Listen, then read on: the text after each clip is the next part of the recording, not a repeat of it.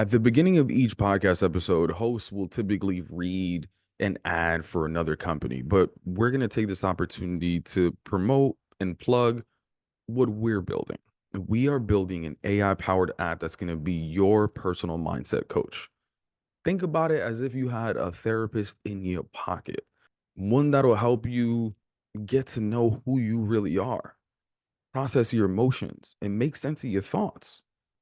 The app launch waitlist is back live and it's on our website. For convenience, we also left a link in the show notes. It's very simple. All you got to do is put your name and email address and you're signed up for the waitlist. So you'll be the first to know when we launch. And also, you'll be the first to be able to actually test it. For now, here's a clip from this week's episode. You pitch yourself for an opportunity that they didn't even ask for. Yep.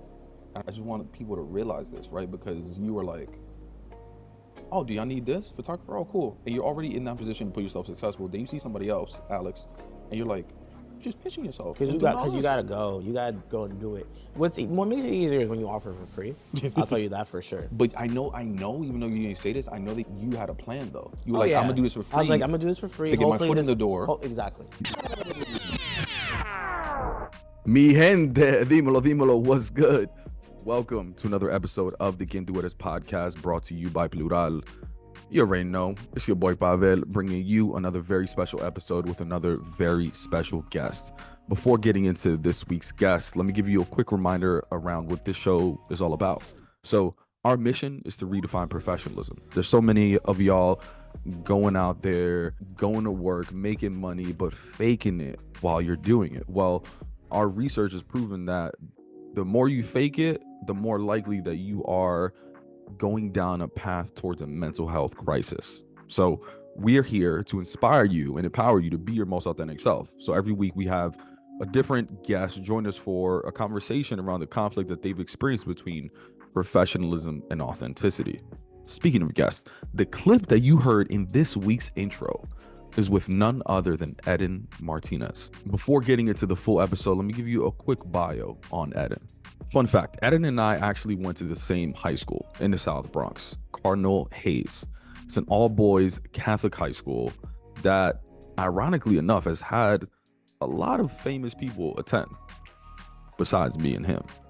There's Regis Philbin, Fat Man Scoop, Jamal Mashburn from the NBA, and even a couple of your favorite rappers.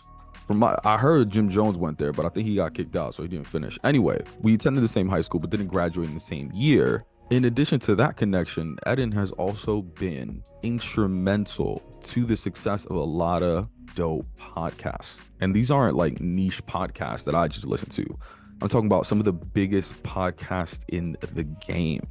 WHOREible Decisions, Flagrant, Brilliant Idiots, and the new Rory Mal podcast, among many others. And for the most part, he's been an engineer, photographer, even DJing, as you'll hear him get into. He's what some people call a jack of all trades.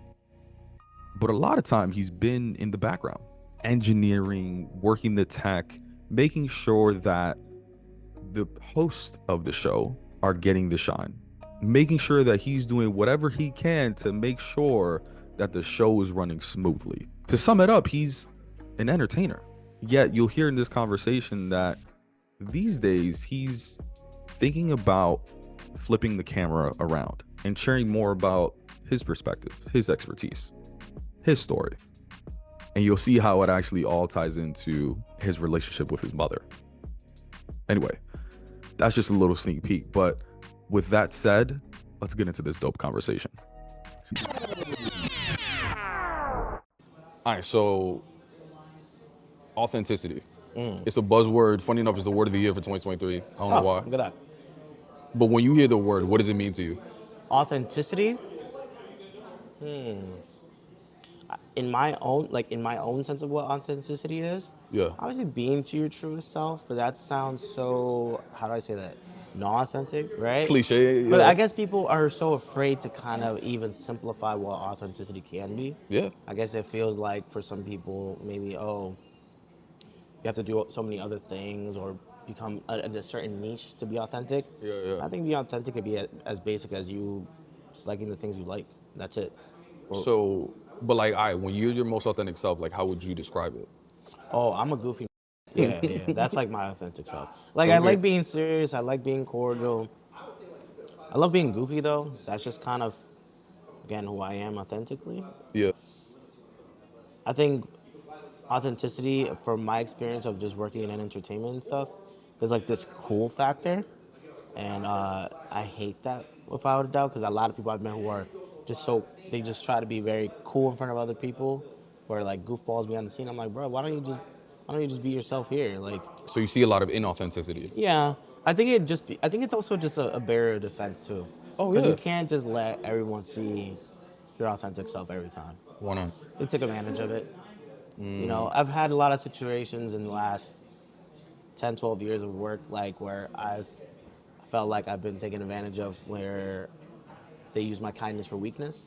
I feel you. And that's like, I'm authentically, in my opinion, nice. I would like to think that people would vouch for me in that sense. But yeah, like, that's part of being my authentic self. I'm pretty chill. I'm nice. I could be a goofball. Yeah. But like, the niceness a lot of people have taken like for granted. And again, that's where people put the barrier. But I'm still gonna be a goofball. I'm not gonna be no cool guy. So growing up, do you think you were allowed to be a goofball? Absolutely, Really? without a doubt. Yeah. Like I feel like family or parents are typically like, yo, like, come on, take some seriously, or like, that's the thing. It's like deja relajando or whatever. right. When I had to buckle down to get done, those are two different things for me. Like, I'll buckle down and get done, but I will find something as a joke. You know, it's also a coping mechanism for me. Whenever like gets tough or really bad times, I like using like jokes and stuff as a coping mechanism. But I only like doing that to my expense. I don't like doing that to other people's expense. Like, if you're going through something bad, I don't want to joke on something about you where you're gonna feel like, yeah, maybe I cope that way, but that doesn't mean we're the same person. So you're like the self-deprecating type. Absolutely, 100%. Yeah, that's Like how I live my life. Like you self-deprecate as long as it'll make other people feel better. Yeah, but like but not to make myself feel worse. Yeah. It's just more like, I'd rather be the butt of the joke to make light of a moment, than to kind of like, I don't know. There's other ways to cope with that. Yeah, but that's just my way of doing it. My mom's the same exact way, and I get frustrated. So like, I get frustrated because in those difficult situations, she says something funny, and I don't want to laugh, but she's so funny that I have to laugh. And it automatically shifts the thing, but part of me also is like, she made me laugh. But like, can you be serious for once? Yeah. But then I question is like, well, do I need to be serious now? It's a time or place kind of thing, you know? Which is a skill. Like recognizing the right absolutely. time or skill. Yeah, you gotta read the room. That's like the biggest part. If the place and or conversation that you're in can call for that, go for it. Like, let's say even a conversation now like we're having, obviously it could be, I feel like I have the vibe of being joking. We're at a coffee shop, etc. Yeah. But then I'm sure there's other environments where I'd be like, man, like if it's a very serious conversation, I'd be like, oh, we can switch it up like this. I'd be like, all right, cool. Like, I'll vibe to it. But you said something earlier, like buckle down, right? Like when you need to buckle down, then you would. So what sort of expectations did your family have early on around like who you should be? You know, what's intriguing about that question is my family, I don't think they ever set a precedent of Eddin is supposed to be Eddin, like, let's say like the lawyer or right, Eddin or the doctor or the dentist or blah, blah. My dad has definitely had made jokes about that before. You know, he's like, oh, like, why don't you go into that? Is that where you get the humor from, your dad? What? Is that where you get the humor from, your dad? No, I think I get that more from my mom. Interesting. Yeah. Okay. She was around, like that was definitely more of her thing. Cause like she would have a long day of work and whatever, and then she'd come back home. She'd definitely be mad tired, still feed us, and then like still like try to keep like a good like perspective. Yeah. So what sort of jokes would your dad throw out as far as like occupation wise or whatever? Oh, like he'd be like, oh no, he would just be like, you should just be a lawyer. Like, I don't know why you're doing like this video stuff or whatever. When he would see me do video, but like he wouldn't mean it as in like, bro, you gotta cut this like video stuff out. Like, be a lawyer, and it's like, nah. Like he was like, he'll make his jokes. Yeah. And I guess so he's a superintendent, right? And he's been a super for over 20 years, right? And obviously when it comes to like generational things like that are a lot more consistent. You know, people are very used to like a 9-to-5 job. Yeah. When it comes to my line of work, especially now, it's a lot of freelancing, unorthodox times. I work in nightlife, so like you will see me do a gig at like 11 to like 4 p.m., go home, rest and whatever, then go back out to DJ from 11 to 2 a.m. and then maybe like go network somewhere else. I never thought about that. Like Yeah. the unorthodox time part of that job. So that's like another thing. Because that's also like a safety, as a parent, that's probably like a safety concern. It's Oh like, yeah, what's funny is like my family, when I started DJing, like getting paid to DJ when I was like 21. Yeah, that's like, different when you start getting paid for because it. mind you, the time between that and like actual DJing is kind of cool. Like I guess I really started DJing, and I say this if you see all visuals on YouTube, right? I started DJing when I was like 20, and this was when I was doing like house parties in college. I went to City College, and I had an iPad, and there was an app, and in the app you could like link it with your Spotify. At that time, Spotify was killing too. Yeah. And so I DJ'd my music there, and I did house parties, and then eventually I went from that to like an actual like whole big controller type, and then I got a job doing it, and it was weird because I was like, damn, like I'm getting paid $18 an hour in 2016 to play music for people. You're like, I made it. Yeah, that's lit. But so your family didn't have expectations as far as like specifically like pushing you to a certain direction, but did they have anything as far as like graduate college, do this, do They that? wanted the best for me, which is something That's dope. I'm forever grateful for. That's dope. Because they also, I don't know why, I'm sure there's a good reason, but I don't know why they definitely they don't really seem concerned. They never seem concerned about like my path or like what I'm trying to do, because they know I'm not trying to like go. I hate when I'm going in the wrong direction, but everyone goes in the wrong direction. Sometimes you have to make the wrong turn to make the right one, right? And like, right, Okay. right, damn, I should. That was you? You wrote that? Yeah, I guess so, Okay. right? Now imagine, I don't know, yeah, like, but you have to, because how else are you gonna learn? Yeah. What you just told me about right before we recorded? What you just had in your pocket? What I had in my pocket? Your microphone. Oh, microphone, yeah, Right? yeah. Like sometimes you know that, and guess what? You were like, I'm never doing that again. I'm clipping this mic on me to make sure that never happens again. Yeah. You gotta learn. You gotta learn. But what's interesting is that I'm a person that when I've had mistakes like that, and I've had plenty of mistakes, even recently, like you just kind of like, you live and you learn. Yeah. So going back to it, my family, they didn't really have like a set expectation for like an occupation for me. Yeah. But they were just like, yo, please like make sure you do something with your life. Like, So they were as long as you can self-sustain Exactly. your lifestyle, like you good. Yeah. But you still decided to pursue higher education though. Like, so what was the idea with that around that? I think that was maybe that was the minimum or the most that they really wanted.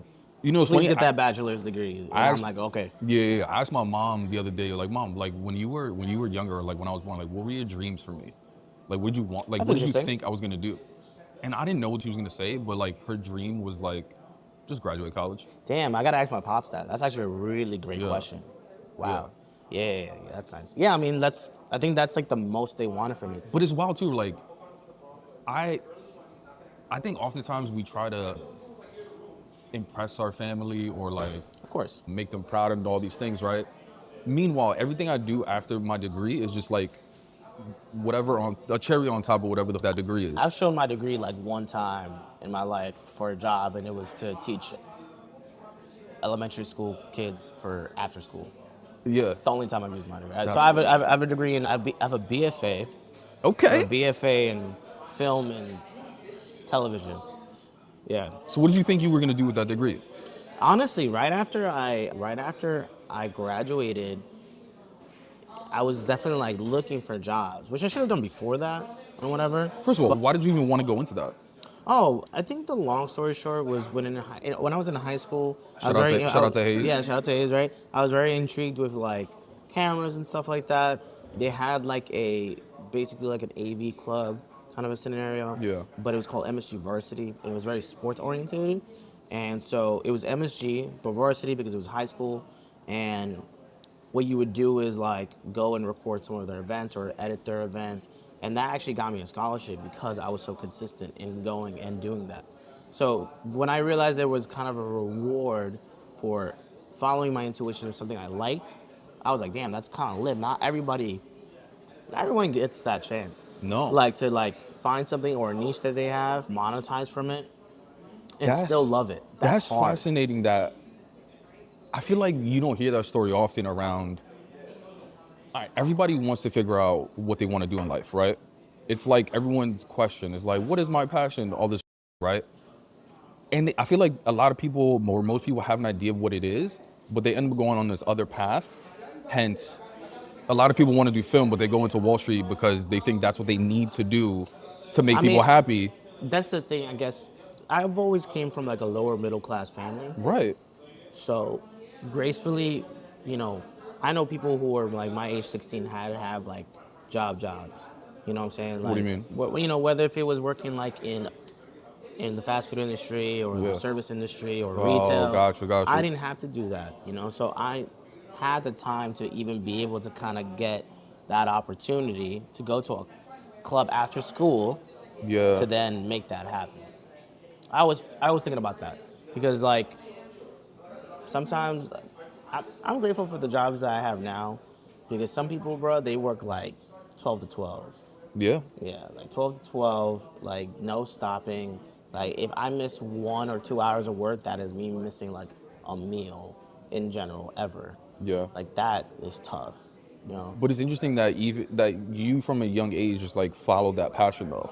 Yeah. I just feel like most people don't do that. Yeah, They go through this path and then eventually follow their passion. Like you just early on were like, nah, I like this. It was a technical thing. I guess it was always fascinating. Like so my mom passed away like a couple years back, right? Mm-hmm. And it's funny because they always had in the house a camcorder or digital camera, VHS camera, something. There was always a camera, which I think was kind of common in general. I think it was common in family households, right? No. Oh, no? Oh, well, so we did, right? Which was cool, right? You know, it was like a consumer, there were always consumer cameras, but I guess they loved capturing the moment kind of a thing, but then they hated like, obviously social media nowadays is almost publicizing every moment you capture. Right. But they liked it. They enjoyed the recording of it. Yeah. I'm assuming it was like you as a baby, all that type of shit. Yeah, so like birthdays and stuff. And it was crazy, right? Because in that process, I was trying to look for footage of my mom, right? I was like, dang, like I want to get footage of my mom. You know, she had just passed and stuff. Yeah. And I was going in the process. Oh, what's up, buddy? How you doing? Good, look, what's good? Look, Amari's Gurion. Quién tú eres alumni over here. Look. How's everything? Good, and you? Sure. Look, we're doing an interview right now. Yeah. You're it's doing right. a cameo. Yeah. Oh no. What's up, everybody? Look. Yeah. Bronx native. Episode, I don't know, 50 something. I don't know. Bronx with the one and lonely Eddin Uphazen, always loyal man. Yeah, you feel me? My Come guy, on, see? You already know. Cool. Yeah, just get to get a little coffee. Yeah, do it But there. now we gotta What catch up, was I gonna say? We'll pass by the shop. Yeah, come back. I'll switch there too. Oh, say less. All right, good. That's so funny. That's so funny. Yeah. That's how I was like. That's so funny. Good to see you. How's the podcast? It's going well, man. Starting doing them in person. Good. I mean, when we recorded, it was like on Zoom. So Let me know, bro. So now you got to do it again. See, We were now just you gotta talk- do it we were again. just talking and about we have that, it on yeah. camera that he said he's gonna do it too. oh yeah. Good seeing you, brother. Of course. I'll pass by the studio. Yeah. I'm leaving all of that in, by the way. Yeah, I'm please. leaving I don't all of mind. that shit in. That's funny. So me and Omari's used to work together. First of all, he went to Hayes. Yeah. Right. But then we worked together when he did Get Studios, and I think we did like one gig, and then we all got busy. We did like a wedding a long ass time ago, which is kind of crazy. But we have so many mutuals because of stuff like that. Yeah. I saw him a lot when I used to work at a local channel called BronxNet. Yeah. So obviously he would have events and stuff like that. And this is like 2016, 2018. So that's hilarious. like the mayor. You know what's so hilarious though? I knew that was gonna happen. That he was gonna pop in Because here? we're around. Yeah, it's like down the Bronx street. Stadium. Yeah. So that's funny. But that, oh sorry, you were getting back yeah. to like you were looking for content of you. It's funny that you were looking for content and I'm assuming you couldn't find it? The whole time. Okay, so just even circle back. So mom passed. Had mad DV tapes, digital video tapes, many yeah. DV tapes. Asked a friend for a VCR. I bought a digital converter. So if you ever want to do that, that's actually a really cool thing. So I did like one tape. I was like, okay, I saw like one piece of my mom. I was like, cool. Second tape, I got like maybe like now 20 seconds. Another tape, I was like, okay, cool. Maybe I got like almost a minute of my mom somewhere, right? Mm-hmm. But then like the more I did tapes, I'm like, dang, it's like everyone else. It's like me. And I'm like, why? And then I realized the person who's behind the camera most of the time is my mother. Oh. And all these tapes that we have in my house. I'm like, that's fire. Because in some way, shape, or form, just like I love doing content with me in it, but I do love making content for other people. Yeah. In some way, shape, or form, like it was a thing of like, that's the little bit I got from my mom's or somebody from my family where I liked some form of video. Yeah. And it translated into me growing up and doing video content for other people. Right. It's crazy when I realized that. That shit made me crazy. I definitely I think I cried at that moment when I realized that. That was a couple years ago. I was like, damn, that's crazy. It kind of helped you probably make sense of like why you gravitated towards that in the first place. No one in my family does that. No one does like content creation, like or in the arts like that. They've dabbled. Like I've had cousins who like playing guitar a little bit and stuff like that. But mostly everybody kind of went into other realms of like occupations. And who knows, bro? Because like maybe they wanted to. Yeah. But they felt like they couldn't. Yeah. Because of the unpredictability, the hours, or whatever it is. That's definitely what hinders a lot of people, and I totally understand. Yeah. Especially in freelancing.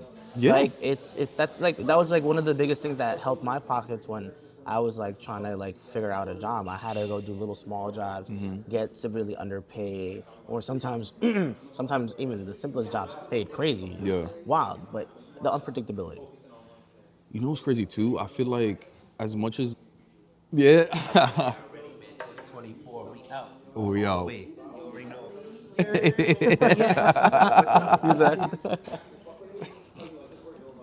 What I was gonna say is like at first we started talking about like, all right, what are people actually telling you? Like, are they telling you to pursue a certain field, right?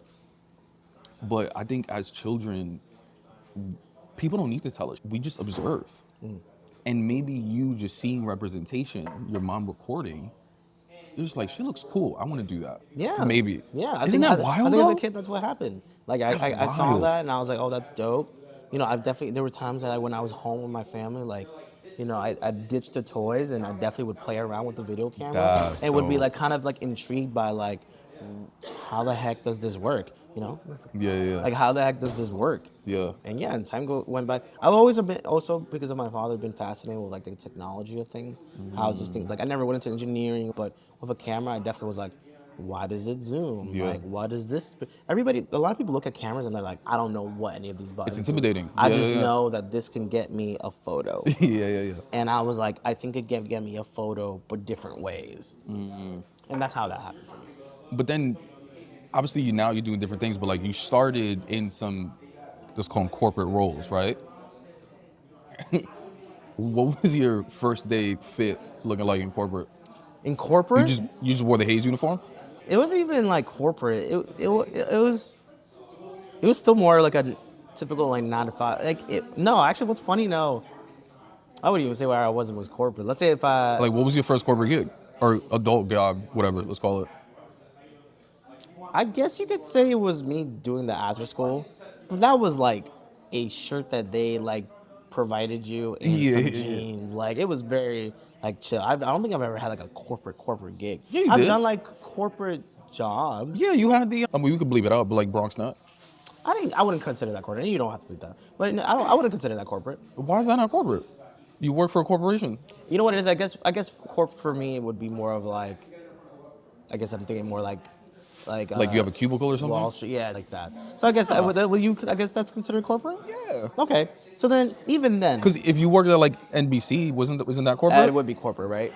But you're downplaying Bronx Nut. That's true, right? Damn, my bad. Sorry. You know what it was? It was because there I was more of a paid intern. Maybe that's why. Maybe it was my role. Your I don't know. position? Yeah, maybe that's why like subconsciously I didn't hit it as corporate. But I also. Interesting. That's so funny though. That's funny like to think of how that kind of went into my head. But sure, let's say Bronxton, right? I'm imagining a pedestal and you're putting yourself on the lowest rung. Yeah, right. And I was a heavy, like I was wild. Like I did everything, man. I did like, so I You started. said heavy. As, You said heavy, not me. I did right. So I did PA work, right? Like. Wait. We got to get back to your first date fit. Oh, let's say what did I do? Did you wear the Haze tie? I did business casual, right? Can you imagine? I only had a Haze tie. I definitely did like some sort of slacks button. What the fuck is business? So you, like a Banana Republic model? Yeah. That was you? Oh, absolutely. Something like that. Like I was definitely like cardigan button down. Cardigan? Yeah. Yo, chino. Cardigan had a minute though. OD. Like they had a nice little run. Huge cardigan with the bow tie and the button You had a down, bow tie on? right? I'm sure I rocked it for sure. Like that was my getup at that time for sure. Yeah. Like and yeah, it was like Probably not bow tie all the time, but like definitely the button down cardigan chinos with some Pointy shoes or something? some shoes, yeah. Why did you wear that Some outfit? boat shoes. Damn. That's sick. Boat shoes. I forgot about boat shoes. Why did you wear that outfit? That was something I was comfortable with. Coming from like high school and elementary school, I always wore a uniform. So I never really like dressed that well. And I'm still trying to figure out how like what my style is to this day. Like I don't That's even know what my style interesting is. that like because you wore a uniform for so long. Yeah. And now you're like, wait, what? Wait. I didn't. That was the thing because don't get it twisted. There was other people who knew how to dress very well and still wore uniform like that. Bro, I feel like I didn't care like that. I feel like it was all right. So in Hayes, it's so weird. 'Cause like, obviously all boys school, right? But I feel like We're going Catholic school. dress down days were so weird because and these were like mostly straight dudes Yeah. trying to impress other straight dudes with their fits. Kind of, yeah.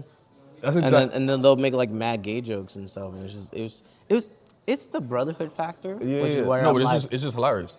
which is funny because it's like I'm Bunch of other I'm here dudes. like, bro, I got to wear a t-shirt and jeans today. Like I didn't even like think about it like that. Like someone like had like someone definitely just like got caught up in a line to get like their Jordans, and I wasn't even into Jordans at that time. I was just kind of like, I'm cool to have whatever fit I got right now. That's not the uniform. That's I interesting. didn't care about my fashion sense at that time. So But- you walked into it just assuming like, all right, well, I'm gonna wear some version of what a uniform is. I actually did. So, fun fact. I dressed very casual, obviously going into college when I went to City College, and I actually did work for Banana Republic at one point, which is hilarious, right? So that's where I kind of got more of the business casual look at one point. Like that's where I was like, all right, cool, I gotta look like that. So that was more of my that was my corporate outfit. It was again, cardigan, button down, chinos, and boat shoes, I guess, or loafers, whatever. Yeah, Boat yeah. shoes, loafers, whichever one. That's interesting though when I said like, or I asked you, why did you dress like that? And your response wasn't, I thought that's how I had to dress or that's how I was No. taught to dress. It was just like, I was comfortable. that's what you were comfortable. But maybe you were comfortable because you were forced to dress like that for so Exactly. long. I didn't mind the uniform when I was in high school. Like that was like dope because like, bruh, Something I didn't have to think about. yeah, I was like, damn, I have to choose between like 2-3 different pairs of pants, 2-3 different shirts, Color shirts, yeah. the blazer and a tie. Kind of lit to me. Did you get did you get jugged many times? No, I You got never jugged did one jug? time. For what? Yeah, and for people who don't know jug, it's detention. Justice right? under God. Justice under God, to be a lot more nicer about it. Bro, I guess. got Saturday Right? jug one time. Oh man, I could never. Like I would hate the idea of getting any form of detention in a jug, even though I was I'd be like always joke around with my friends. Yeah. I got it one time for turning around. It was the weirdest thing. Hey, yo. I turned around, hey, right weird, right? Hey, I yo. turned around the weird time, and then I forgot who the teacher was, and he was like, "Why are you turning around for no reason? You got detention." I was like, "Damn, yeah, That was weird. that sucked." And then like to have that, like, because they would put it on your like report card. It's like, oh, like I think it was like jug notice, and then I'm like, dang, that's like so, and it'd be big printed. Like it would let you know this dude had detention at one point. I'm like, damn. And obviously in high school, you're like detention. That sucks. But All right, so going back to your let's say your corporate experience, right? Here you are, sort of like wearing this uniform. Did you feel comfortable being yourself there? yeah, like at the start of, let's say, Bronx Snap. Sure. Yeah. So first off, one of my mentors. I have two mentors. One, his name is John, and one is Randy. John, he does New Face Media Productions. He's heavy in the Bronx. said Blueface? New Face, right? Imagine Blueface Media, right? And he helped me a lot when I was growing from college and on to kind of get into video and photo production. And he used to work there. So like he gave me like an in on it, you know, and he let me know. He let people know I was interested. So people had an idea who I was connected with. So that was cool. But going in there, I had an objective, which was, you know, even though I'm not personally, I knew at that time I wasn't really trying to get into like TV like that. I've never wanted to work for like a news channel or ABC or et cetera. I never really wanted to do that like that. But I found it intriguing because I knew it was a paying job and it was still in production, you know, but it was just not my niche. The thing I wanted from that internship, was to get more comfortable with certain cameras, certain equipment, the field, reporting, voiceovers, things like that. So when I first got there, yeah, I think I was pretty comfortable. But I was the new kid, you know? So I didn't know. So I was just like waiting to learn from whoever I was trying to find out who I'm going to learn from. And you can, and that's the coolest thing about production. Sometimes you can learn from the newest person and from the most experienced person at the same time. Like, That's interesting. it's kind of lit. So that's so dope that you walked in there with such a specific goal. Yeah, I wanted to understand. Period. Yeah. Understand what's going on. How does this work? How does the live aspect work? And that's why eventually, within 2 years, I went and hit almost every single role. You know, like I hit like being a PA, being like the floor manager, being a camera operator, scrolling the prompter, right? Doing technical directing, which is just basically switching cameras. Yeah. Doing actual directing, which is just telling the person who's doing technical directing what to do. Doing audio operation, doing graphics. Like, I touched everything. That's fire. You know, and that was the cool thing And about you- Bronx Day, and I'm sure they still do have their internship there. For like sure. that's cool. Like if you are and they do it for high school kids too. Because I was in college when I did that. Yeah. Like that was dope, and that opportunity gave me. It was the first opportunity that I went from that to then getting paid, where like that was a paying job for me. Like you could also take what you learned there and take it anywhere. And that was my biggest thing about college and what I wanted to do, because I went to school for film and stuff, and I have my degree. I don't ever think that paper really. I know way more people that didn't go to school for that than did. Yeah. You know, and I'm grateful that I had that bachelor's, because again, that was for my family more than it was for me. Yeah. But it was really what I did before and after all that made the difference for me and where I am in my career now. Yeah. You know, it was all the small and big gigs. It was the hours up editing past 12 a.m. It was the me going from shoot to shoot, dead tired the next day type stuff. Is it fair to say that like after corporate, like before that corporate experience, maybe you weren't doing that for you, and then after you were doing it for you? Actually, wait. Something that we didn't get to at BronxNet, for example, right? Please.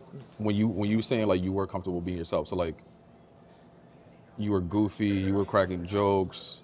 How do you think all of that that's was? the thing. I'll be my, even like, let's say even now, I'll be my authentic self. I think everyone has their own barriers of like how they are with like people they kind of know, or their closest friends, or their family. So, I was just kind of myself, and like, hey, I'm here, I'm eager, and I'm trying to make something happen. So I'm excited. Yeah. So. And you weren't intimidated. You weren't like.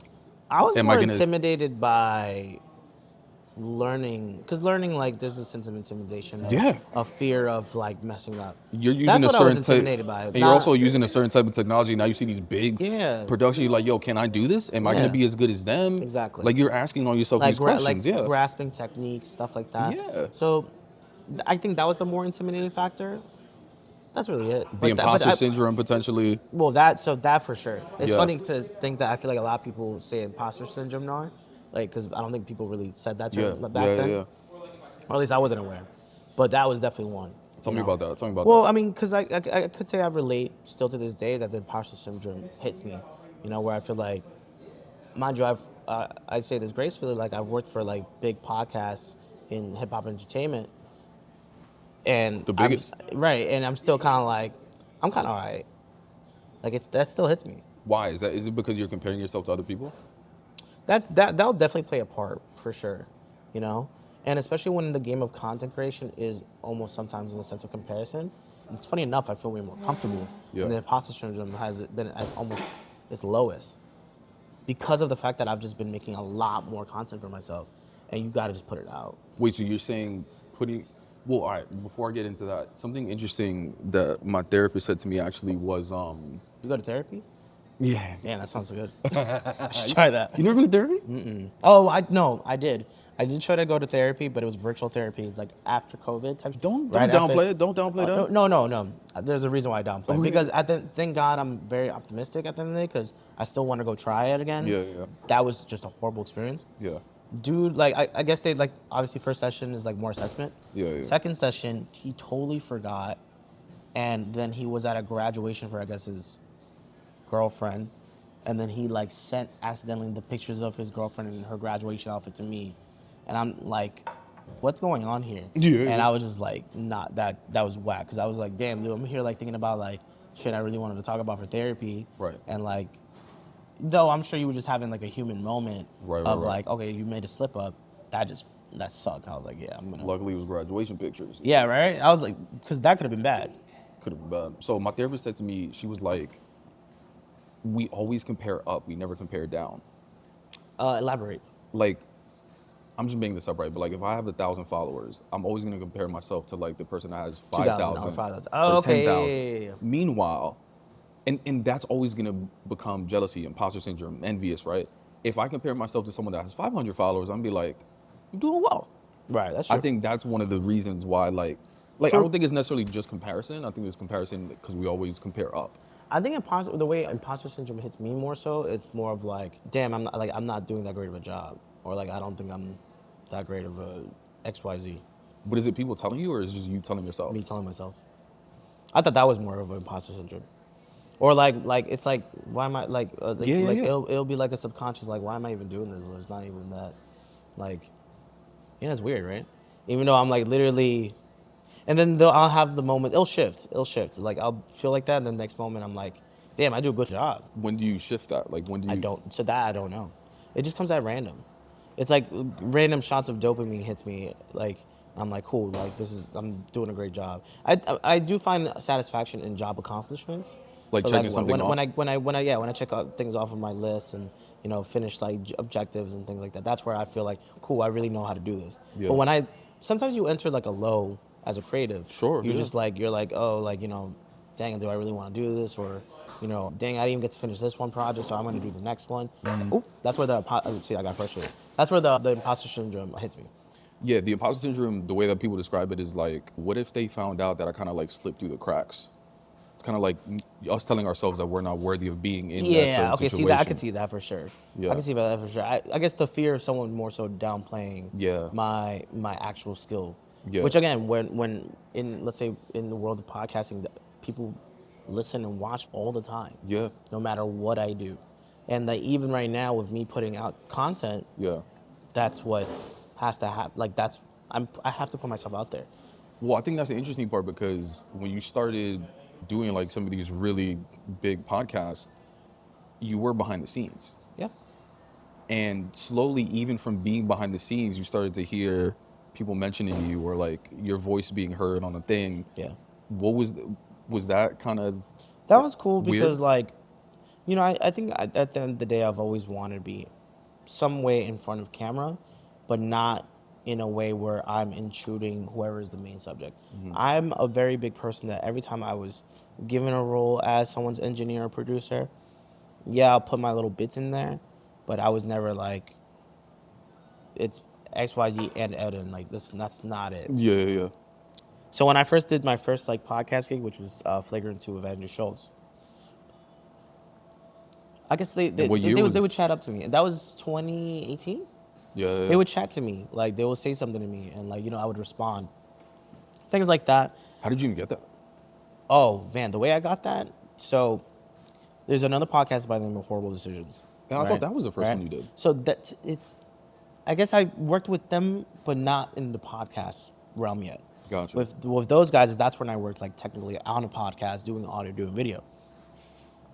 So what happened was WHOREible Decisions went on Brilliant Idiots, which is the show with Charlamagne the God and Andrew Schultz. And I was listening to it because I had watched a Charlamagne's most intense moments on the Breakfast Club compilation. Yeah. And from one, I Which watched until the this next day, one. classics. Yeah, like I watched the third. I've watched. So whoever made those compilations, thank you, because low key they made my career. High key. If I think about it, and like in a tier of a bass, that was definitely one of it. Because I used to love those videos, right? Okay. I love compilations, right? Okay. Or lists. I'm shit like that. seeing where you're going. Yeah. That happened. I watched that. I was like, dang, like these are cool. Then I found out he had a book, right? Which was, I think, was Black Privilege. Yeah, that was the first one. I hate reading. Yo, me too. Hate reading, right? But I'll listen to an audiobook. Me too. Right? Yeah. So I was like, does he have the audiobook? Okay, cool. And he's voicing it? Even better. Got it. Used his Audible link because that was the thing, right? Did that, and then listened to a book, thought this was cool. And at the time, I was working for a shoe company, right? And I was doing photo retouching. So they would send me a huge batch. I would just clean up some stuff. Yeah. I listened to it. Then I was like, oh, he has a podcast. I don't really listen to podcasts, but fuck it, I'll do it. So that was your introduction to podcasting. Yeah. So I went, yeah, that was definitely my way more indefinite. I've heard about podcasting before at that time. Everyone had that app at one point on their iPod. But that was definitely like, okay, I'm going to listen to a podcast. Yeah. Did that. Then the Ladies of Horrible Decisions went on. I thought that was intriguing. I was like, cool, they had good conversation. I was understanding. So I followed them on IG. They on IG one point put, oh, we need a graphic designer. I'm not a graphic designer. I hit them up. I was like, I'm a graphic designer. Right? They need like a graphic design intern. Yeah. So I go. Bro, hold on. How do you just have the balls to just lie? Because I have... Like, you don't... They needed an intern. So what that means is they needed free work, right? Totally understand. So when it's free work and it's an intern, there is... How do I say this? There's leverage in patience as well. You know, so it's like maybe something will take me a lot longer than an experienced graphic designer. Okay. But I have an understanding of it. Okay. You know? So it doesn't mean like they needed like a full-time paid graphic designer. That I wouldn't have done. But because they said intern, I was like, there's a little bit leverage. You could lie, definitely lie. If you lie, right, because you know how people lie in their resume, so you lie, make sure you have the skills to follow up. Right. That was my thing.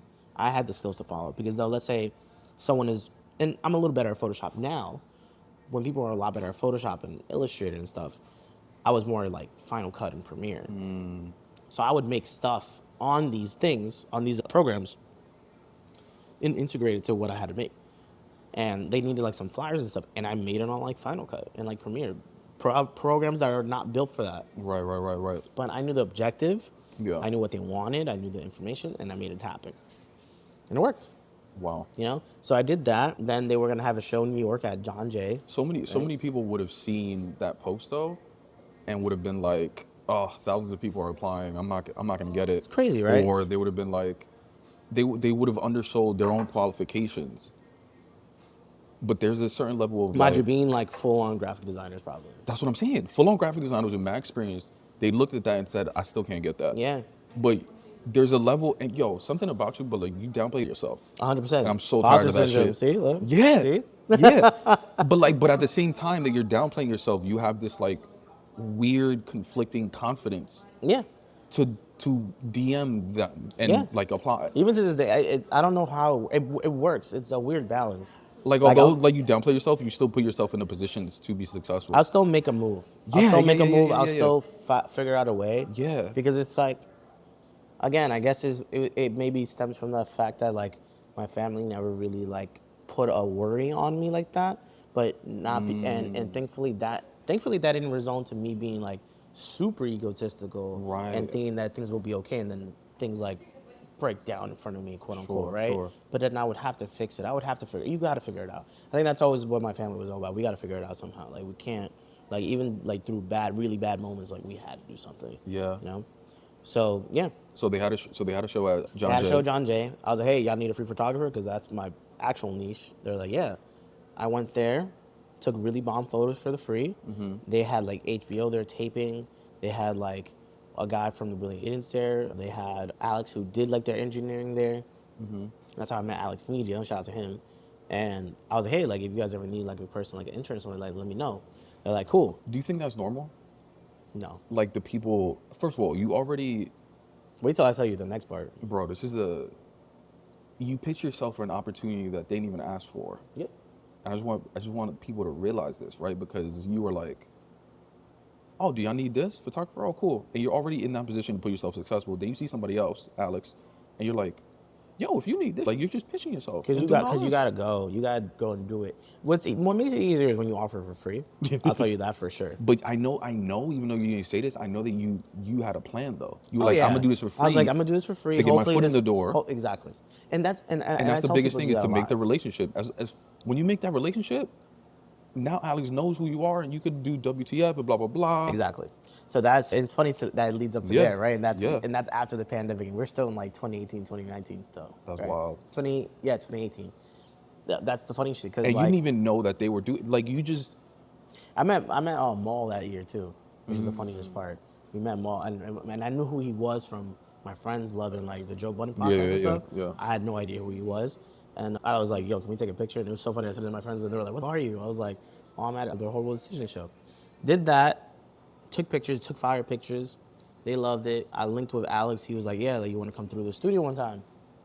I'll never forget. I was still dressing like Bronx and that type. And like, they walked in. I got to meet Andrew, whatever. And I saw this small ass spot, right, at the engine room. It was downtown. So that was cool. So I got to meet like Andrew and the guys. It was Akash and Kaz at that time, Alex. So I got to understand.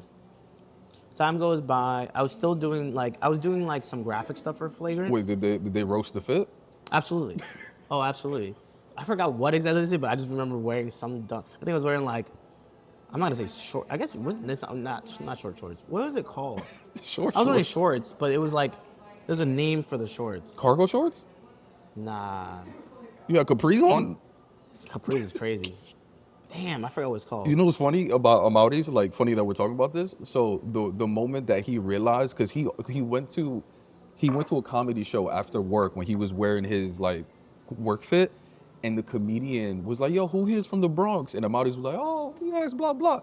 He was like, "You're from the Bronx?" So when he got roasted, that was the moment for him that he was like, "I can't do this anymore," because people are questioning my Bronx card. Yeah. So I think oftentimes, not that I'm encouraged. Well, like I encourage a good roast, but like I often think that that's a whole different conversation. I love that. I think some people need to be called out to realize that like who they're trying to be is not really them, so that they could finally be like, "Oh yeah, it's cool to wear a t-shirt." That was the best part about working with these guys, or just working with a lot of They pods keep it real and with shit you. like that. Oh, they cut my ass, and so many. I'll get to that. That happened. This is where you can take a joke though. Oh yeah, 100%, Yeah. 100%. On top of the I fact can take good jokes. You're already if I hear a bad self-deprecating. joke or I hear something that's so low hanging fruit, Yeah. I'm there like, bro, we can do so much better. Like that's where I'll like fall under, because I've heard it all to this day. I'm sure. And I'm gonna hear more later on. So that's why I'm like, this is where it gets weird. So I was making graphics and stuff for them. That was really cool. One day, Andrew hits me up, and he's like, "Yo, are you free tomorrow this time?" I'm like, "Sure, what's up?" Because I'm here like just doing any type of work I can. He said, well, Alex got locked up in Sweden when we went to Sweden because he got into an altercation with a bouncer. So he was locked up in Sweden, which thank God it's Sweden because apparently it's not that bad, but dude, you're still in prison, jail, whatever. That's not fun at all for anyone. So like we need someone to record like bad, which I'm like, bro, there's no way I don't know like 1,000 other people.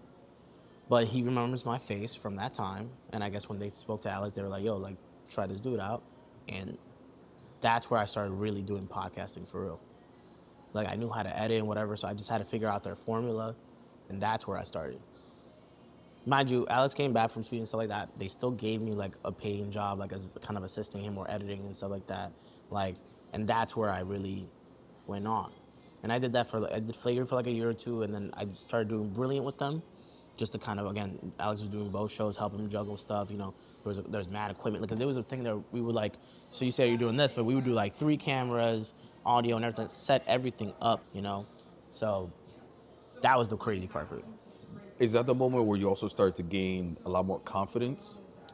And, I mean, you learned the stuff at BronxNet, but then you sort of left the institution and now you're taking this stuff and doing some freelance work, but you're doing a lot of different things, and now you're kind of like owning a lot of the process. And the person that you were supposed to be the assistant of, no, you're that guy now. Yeah. Like that's a lot of pressure. Yeah, I think, you know Imagine you one episode, bro. Oh, I've definitely, you know what I'm saying? Sure. Oh yeah, you know, but you don't learn that until But when you're starting off too, like that's tough because like somebody vouched for you and now you're the guy. Yeah. Which is cool, which I appreciate on his end for letting that happen, because it sucks that it had to happen like that. Yeah, right? Because who would want that? And thankfully he's okay. And that process wasn't that long. Well, it's easier for me to say, right? Yeah, I mean, it put pressure for sure, because I had to do like a copious amount of like research before and after tapings to like, I didn't know Adobe Audition like that. And that was like a big application, or like Pro Tools. I didn't know DAWs and whatever, or like just audio recording programs. So I had to get more into that. I didn't know how to like properly process audio. Like I just knew like I could record it, put it out. I just thought that's what it was until I learned, like, you know, shout out to this dude named Dwayne. He was the one who does audio for other shows. He does audio for like iHeartMedia. I hear his name often. And he was the one he was really nice to me. Because I would always ask him questions, but I never want him to feel like I ever took it for granted or I just wanted to use him. I just was curious and wanted to learn, You know, I wasn't trying to go for his job or anything like that. I think he understood that. He understood that that was never like a thing of mine. I just wanted to kind of go be better. That's dope too. That a common theme that I'm hearing is like you're not afraid to like ask questions. Yeah. A lot of people are scared to like look dumb. For example. And let me tell you how that's the mad people, or like even in podcasting, like let's say if something's wrong, I've learned, and I've been guilty of it before, but thankfully not to such a range where it's like so bad, because I've seen other people do it. You know, you get to learn from other people. If you get to learn from someone's mistake, that is a blessing. Because that sucks for them, and if you can, please try to help them. But that's a lesson for you at the end of the day too. Just you're not in the forefront. Somebody says, I don't remember the exact quote, but it's like, you're smart if you learn from your own mistakes. You're a genius if you learn from other people's mistakes. I like that quote. Some shit like that. I like that quote. Yeah. So it was a learning process, and it was cool. But that went from doing that to being with those guys most of the time. For them, like let's say there was times where Alex was absent, and he was definitely a person who like very much pushed towards like the engineer being a voice behind the camera, and I always liked that. You know, because it's like I'm not the star of the show, but I know how to add things on. I'm helping produce the show at the end of the day. Which is like, hey, XYZ, they're having a funny back and forth, back and forth. What is that? I don't know what that is. Blah, blah, blah. But they don't want to look on their phone because let's say if you're visually like now like you're disengaged or like you're losing your track of mind. So then as your engineer or producer, you're like, oh, by the way, this was XYZ. That helps out. Makes especially if it can make the conversation continue. And that to this day, even when I was working with Rory Mal, that was a big thing for me. That's like, you know, I liked helping them continue the conversation, letting them know. So I don't want them to look wrong. Like I rather let them know of a fact instead of like steering them the wrong way. Because at the end of the day, if you put that out and they were completely wrong and it was something kind of important, they look horrible. And you don't want that for your hosts. You know what I'm saying? And that brings up the theme of like you starting to like have a voice, let's say, right, on some of these shows. I'm sure that was also another phase, because like I don't think imposter syndrome goes away, right? So I remember when I started making content, so like it started off with like showing other people, right? And now I'm starting to record like my own video journal entries, for example, right? That's cool. And because I'm launching a journaling app, happy to show you. Nice. But the thought process that I had in my mind was like, no, people want to hear other stories. People don't want to hear my story. People don't want to hear what I have to say. Like it was like, why do I think people are going to care what I have to do or what I want of my view, or like did you have that same sort of mind process? To this day, I kind of still always have that mind process. But yeah, that was the big thing, because it's like, again, when I was working with these shows, like, yes, I got the opportunity to kind of put my voice out there, but I never took it for granted, you know? And that was definitely a version of pay for me too. Like I got to it's like when people do like background work, you know, like, you know, it never pays that crazy, but it's still background work and people get to see you, and that helps out. For making content now, I gotta lean into it. Like if I'm making memes or my DJ sets and stuff, I gotta lean into it. It's my face, it's my brand. And that's definitely like the biggest thing for 2024 for me, is me building my brand and who I am. And that goes with both professionally and even like personally, because it's like, you know, who am I as a content creator at the end of the day? Because there's just certain forms of content I don't like. I don't like pranks. I don't like, I don't like roasting people like who are in like in a lesser position or like in a weird way. You know, the people do that. I don't like demeaning people. I don't like making think pieces about people. Like where it's like weird. I'll make fun of current events or oddities. Or yourself. Or myself. Again, you know? Or I'll put myself in that position, like in a hypothetical sense.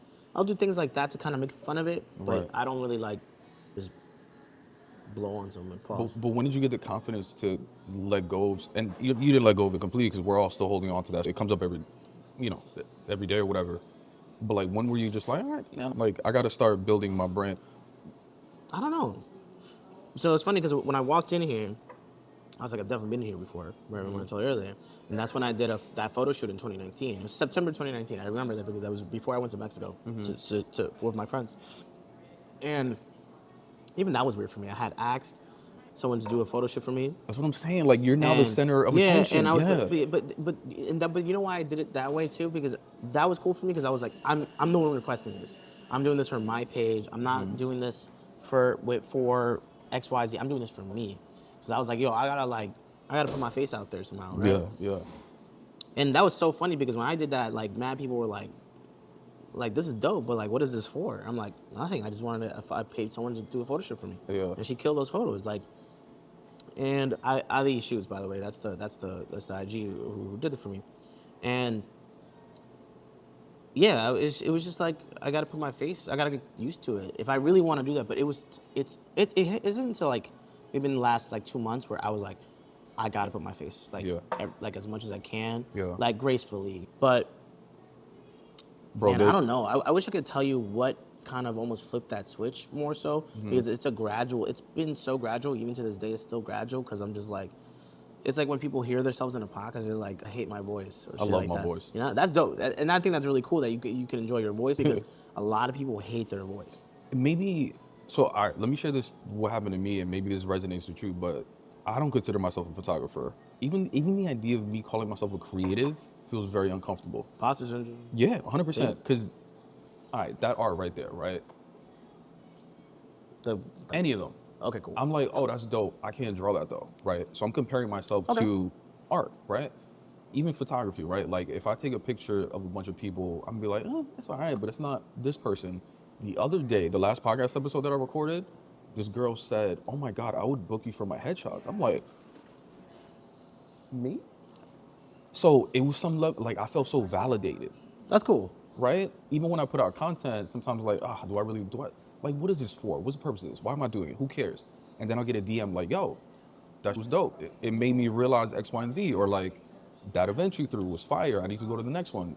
Like, sometimes people get like these forms of like validation in some way that kind of encourages them, like, oh, I should continue this. This is kind of cool. I think that definitely helps on my end, that sense of validation. Again, especially because content creation nowadays, that's part of it. Yeah. You know, it's commenting, it's liking, sharing, it's saving. You know, all these things are like forms of validation when it comes to an online presence. Yeah. Reposting. Yeah. Putting it on your stories. Things like that, like, because people are sharing your content. And if someone is so eager enough to even just share your post, that says a lot.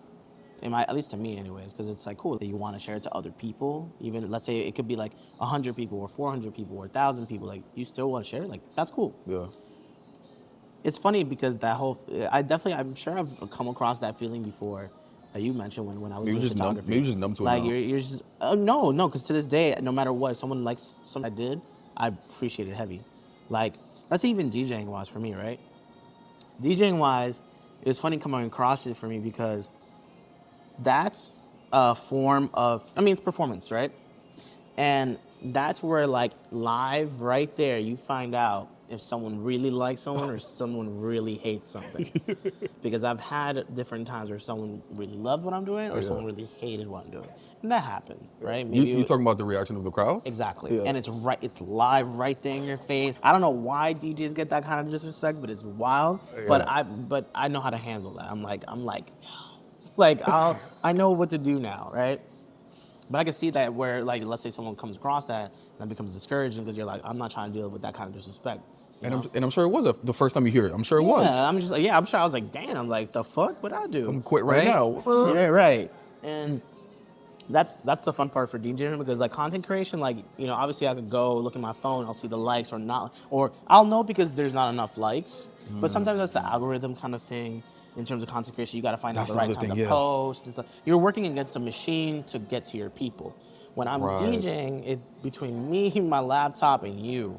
And like now I got to find like the music and everything like that, find the vibe, because as a DJ, the biggest thing is like crowd reading. And a lot of people don't do that. They just think it's like just mixing and just putting what you want. No, read the crowd, see the vibe, and that's how you guys can coordinate, because maybe for that person, that song was not good. Yeah. For another person, they're like bopping their head crazy. Yeah. And then it could be vice versa, or they could be in sync. Yeah. It's just really like, you got to find the in between. And that was the funny part, again, really back. With imposter syndrome, if I'm doing a good job, that is right there live in my face if I'm doing a good job or not. And I love it. It's pure. So if you, it's funny because I heard you on another podcast, I don't remember, but they asked you kind of like, how would you describe the stuff you do these days? You do a lot of different things. Yeah. Right? And I heard you describe as an entertainer. 100%. Yeah, at the end of the day, I'm an entertainer, and I love it. I love watching people have a good time. And even to kind of piggyback on your feelings that you had about about, you know, feeling good about knowing that, oh, like she wanted you to do her headshots. Yeah. Yes, I like getting paid. Who doesn't like getting paid? I love getting paid, right? You gotta survive. I love doing a good job at the same time, though. I never want to get paid and do a horrible job. Like that, I would never. That doesn't. I think that's happened to me before, where I didn't do it to my best of ability. I was still paid, or I'll be like, hey, like let me comp some of this because like that wasn't my best of best, and like that. I can't do it. I can't if I don't do a good job. I hate it. You would comp. That's crazy. Yeah, if you feel like or you like didn't let's say I've definitely have done like party recaps where they've taken me way longer than they need to because maybe I fell into like a creative funk, you know, and maybe they get delayed by like a week or two, and that sucked. And I'm like, bro, like have this half off. Like I f***ed up. Like I can't do that. Like I feel like that's one bad business, and that was on my end. Yeah. But also just like, even though you love this video so much, I'm still kind of like, well, I didn't do you right. So like, I'm gonna do you right. Like, I don't think the money just washes it out because you didn't have to pay that much, but it helps a little bit because it's like at least they know you're being considerate. And that's you doing a good job there, even though maybe you give them some money back. That may lead to 10 other opportunities down the line. Absolutely. Anyway, man, to close, it's interesting because, you know, to bring it back to childhood, I feel like you right now for so long have been pointing the camera at other people, right? Even you DJing, Oh, you son of a bitch! I know what you're about to say, and I hate it, but I like it. But I hate it so much. Even you DJing, there's a visual of like you doing your thing, but it's for other people. Oh, I know where you're going. Now I'm excited for you to flip that camera around, because I feel like you got a lot to say, man. I feel like you have an opportunity to like inspire so many people. He didn't even know I didn't want him to say that, because he's right. That's the problem. Not the problem. There's no problem. He's right. That's what you're doing right now. But that's what you're already doing. You're flipping the camera around. It's the self-loathing in me that I can't contain. That can't hold that. I don't know why. What do you mean? This is why I gotta go to therapy. But yeah, I don't know. Bro, but like you know what's funny? You're like very right though. Don't get it twisted. Yeah, You're yeah. right, and that's it. And thank you for that for that idea too, because it's true. No, I'm the thing is that I'm accepting it. I'm accepting it way more now because you're doing it. And I'm doing it. So but you're very much right. But That's by the way, this is what I'm gonna put up on my IG. which one? Me groaning and moaning about you telling me that what the reality is, which is the whole flipping the camera around. Yeah, I mean, yeah. Well, this is interesting too. All right, so like obviously you're doing all these different things, right? And there's so many different topics you can talk about, and you're starting to explore, like, all right, what is cringy to me? What is not cringy to me? Yeah. One of the things that I don't think you're thinking about, but I'm curious to see if you would explore it. There's so many people that want to get to your position that don't know how to get to your position. I feel like you have so much to like teach people in that aspect. And you know what's funny? I love teaching people. Yeah, because like I have a bunch of friends that are like in corporate, for example, well-paid jobs, but they hate their job and they want to do some of what you're doing in some aspect, right? Yeah. But they don't have the confidence that you had at an early age to be like, I'm passionate about this, let me chase it. Instead, they're on Wall Street, hating their lives. Damn. Or like they're working in big tech, Google, whatever, hating their lives. And they'd rather take a pay cut and not like, I mean, depending, whatever, but like. Oh yeah, it's wagering, you know, obviously. But whatever, right? In a pay cut, in immediate term, maybe not long term, but in the immediate term, just to take those free gigs, just to take all that, but they're scared. Like, I'm not saying you should be a motivational speaker, but like. Consultation is definitely something in my 2024 media book or routes or playbook. But that confidence that you had at such an early age, I don't think a lot of people have that. Oh, and that level of like not fearing the unknown, I don't think a lot of people have that. Oh, I fear the out of the unknown. Don't get it twisted. It's how you handle it. Yeah. It's because you got a lot to talk about, man. If I told you I had a plan for everything, I'd be lying to you. It was a lot of like. But you put yourself in the right position. Yeah, because I'm sure there was a lot of times that I've done it and it failed, or like it just didn't happen. Yeah. Or things were like radio silence, and you just got to eat that, and you just got to go, okay, well, that didn't happen. I got to move on. I'll say two last things. One about like teaching people. That's definitely like a big thing for me, because like let's say when I first started working at WTF Media Studios, which is I'm gonna say it's the first Black-owned podcast studio in New York City, but I want to say that because I don't know too far, so I don't care how. Sorry, But you know, at least of its caliber, I'm gonna say it is. That's right? because the quality is Right. Yeah. And I got to build that first room with my own hands, and scout that room and stuff with Weezy and Alex. Like that was cool. That gave me an opportunity to teach other people who were starting their own podcasts, like small little things, and as well as their engineers there, you know, teach them how to kind of route things. So that was cool. In terms of another opportunity where I kind of just went like this, last year around this time I got to intern for Funk Flex from Hot 97, and that came out of random because I guess he put a post up saying, "Hey, I'm looking for a video intern DJ, blah blah blah." Like 2-3 people commented my name. Mind you, man names were dropped in there. I'm sure he had a reason. He hit me up at like 2 a.m. Was like, let's hop on this call in like 30 minutes. I hopped on this call. He was like, this is the internship. This is what it is. Pay is possible in the future. Or if there's certain gigs that are like exceptional, like I'll pay you. I'm like, let's do it. Mind you, an intern, while I'm at a very well-paid podcast when I was doing Rory Mal, I was still like, I'll still be an intern. The level of humility. I gotta learn. Yeah. Maybe there's little things of radio. I don't want to do radio, but maybe there's little things in radio that I wanted to kind of just understand. And there was. I got to learn so much in like 2-3 days of like how it works, programming like that, how certain songs are played, etc. The live aspect, the cleanup aspect. Because some mistakes happen on radio, but they clean it up, and that's not knocking that every DJ is perfect, but it happens. Yeah. Making some content, and then this is where it all ended. So that's the video intern side, but then the DJ side of that internship with Flex was I would go and set up for him. I think that weekend, I definitely went and set up for him at Lobby in New Jersey. Another weekend, he was opening up for Mace, Cam, and Jada at the Apollo. That happens. He hits me up that same day, and I had another gig that day too, and I had to miss that gig because of this opportunity. And I have no regrets for it to this day. So that was coming up, and then next thing I know, he's like, I need someone to set up for me. I was like, okay. I bring my own controller just in case if something happens with sound, but then I go and do the audio check, did a little thing. People who were listening to the sound check liked what I was playing. It was like, cool, you know, like I played very basic, like early 2000s hip hop. He calls me up, and he says he can't make it. I don't know what happened, but he can't make it. Mind you, I don't even think I really told this story in public before, so fun fact. He says he can't make it. I'm like, what do you mean? I'm literally here right now, like, waiting for you to set your stuff up.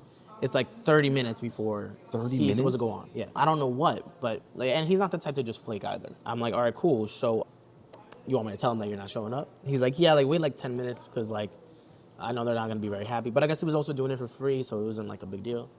I was like, cool. So I sit there. I'm texting my friends. I'm like, let's say making it to this concert. Mind you, it's sold out.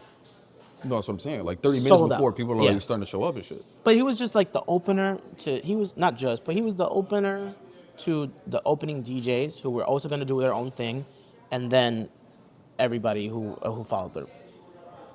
Mind you, I was there on soundcheck watching Jada. I was watching Jada, Cam, and Mace perform. I was like, yo, this is lit. And then hearing More Money, More Problems live, like, that's like, damn, that's like the closest I'll ever get to Biggie ever. Classic. Ever. They go there like, damn, so we don't have any DJ.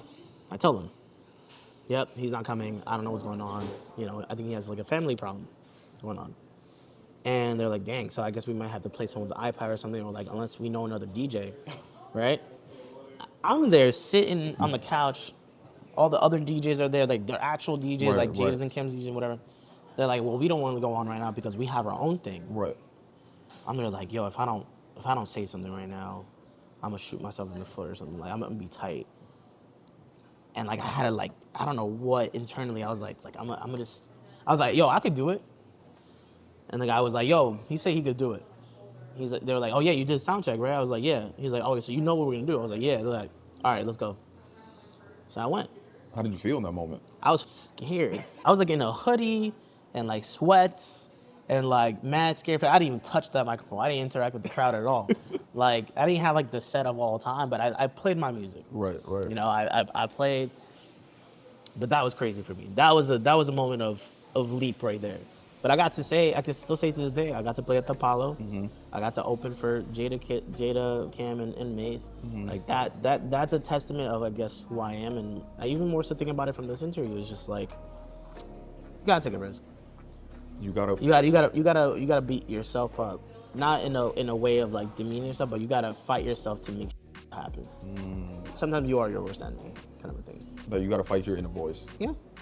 Mi gente, that wraps up another episode of the Quién, Eres podcast. If you enjoyed what you heard, please do us a favor. Wherever you're listening, whether it be Apple Podcasts, Spotify, or even YouTube, there should be an option to leave a rating and a review. Your engagement is just going to help us in the algorithms to ensure that these experiences and stories get heard by as many people as possible, because that's the only way we're going to redefine professionalism. Thank you, and see you next time.